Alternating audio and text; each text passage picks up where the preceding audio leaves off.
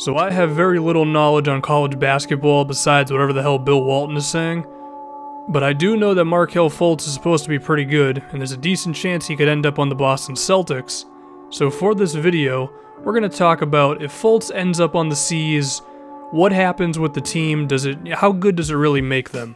And this is going to be for next season. Taj Gibson is on the roster just because it seems like a guy they could sign.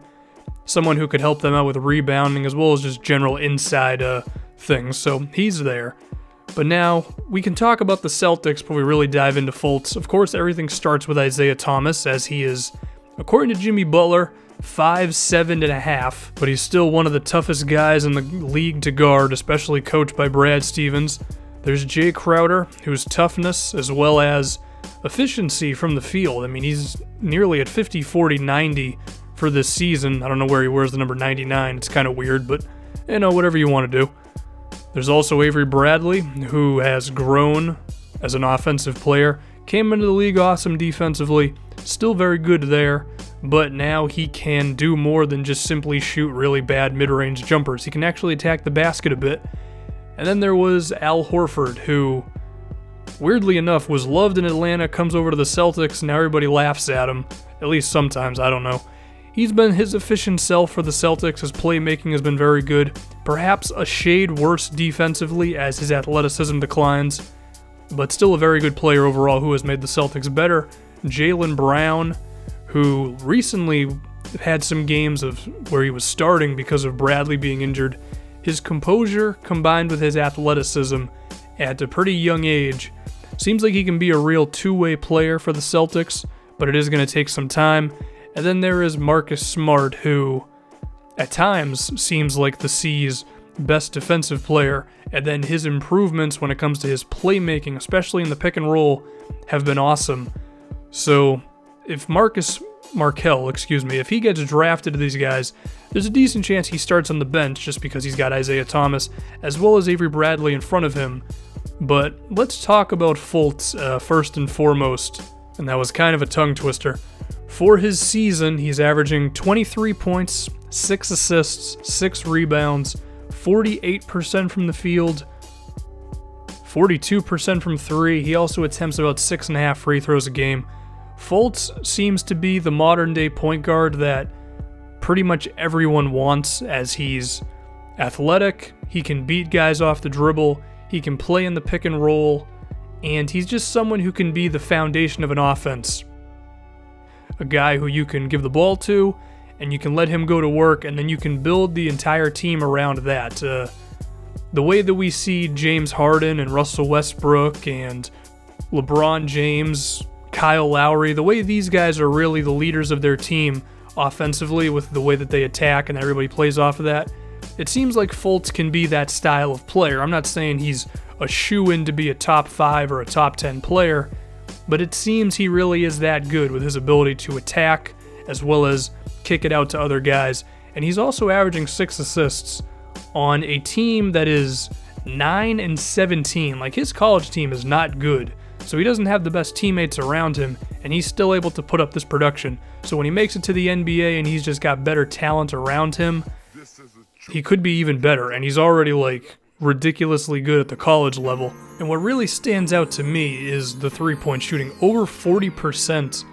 Usually you just don't see that, especially from point guards a lot nowadays, because they just get by with their playmaking abilities and their ability to do things inside the paint, which is fine, and then they catch up on the three-pointers later on. So to have someone who can do that right away is great. And also the rebounding is very intriguing too. He averages 6 boards a game in college, so he has the willingness to attack the boards as well as then get out in transition. But of course the question is going to be how is he going to fit with this team? Because at face value, you're like, why would the Celtics draft a point guard when they already have Isaiah Thomas, who's putting up 30 points a game?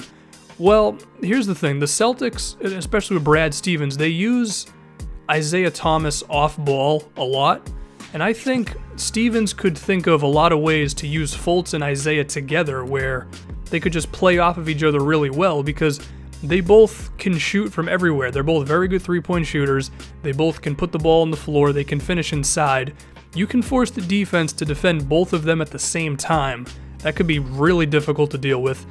I think his pick and roll as well as just two-man game with Al Horford could be very good. I mean, Isaiah Thomas and Al Horford have a very good chemistry going on, with Horford's ability to make a pass. I mean, you could have Fultz moving off screens, and then Horford could hit him with something. I think Fultz's ability to play off the ball, just given how good he is as a shooter, which means the defense has to pay attention to him, it really opens up a lot of things they could do. But now we also have to talk about some of his other backcourt mates. One would be Avery Bradley, and of course this is if Fultz ends up getting drafted to the Celtics. He very well could not. They could get screwed over in the lottery. But Avery Bradley, who is a key member of this team, would of course be sharing time with Fultz, and the thing is, when Markelle and Bradley are in the game, that's when he just takes over the point guard spot, because that's his natural position, is someone who can be the main ball handler of your team. Avery Bradley could play off of that beautifully. He's been doing that his whole career anyway, besides like the 1 year they tried to play him at point guard.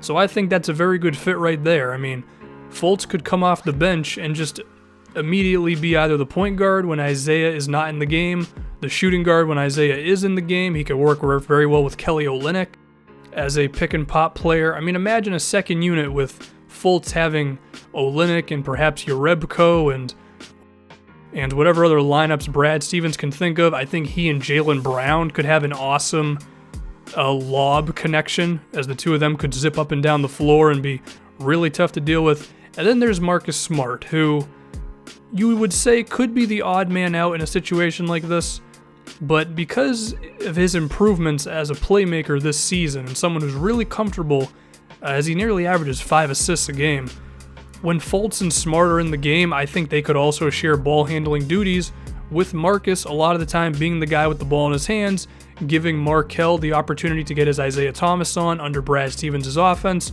move off ball, run around screens. I just think it could be a perfect match because of his ability to hit the outside shot. And being with a head coach who knows what he's doing, as well as an assortment of teammates who also command attention from a defense. I mean, he also has a very good shooter in Jay Crowder who could space the defense out. So I think Markelle Fultz on the Celtics could just be a beautiful thing. I think if you looked at it right away, you'd say, well, they already have Isaiah Thomas, it might not work out. I am of a different mindset because of the culture, the head coach, and the versatility of this team. I mean, with so many outside shooters and a guy like Isaiah Thomas who's already a good off-ball player, and there's Al Horford who knows what he's doing in a team system, I think Markelle Fultz could just come in there and be pretty damn good for the C's. And I say this because, of course, as of right now, they are expected to have the number 1 overall pick from the Nets. It could very well not happen. I don't know, but we're still going to see him dunk on Jokic one more time. That's going to do it, and thank you for watching.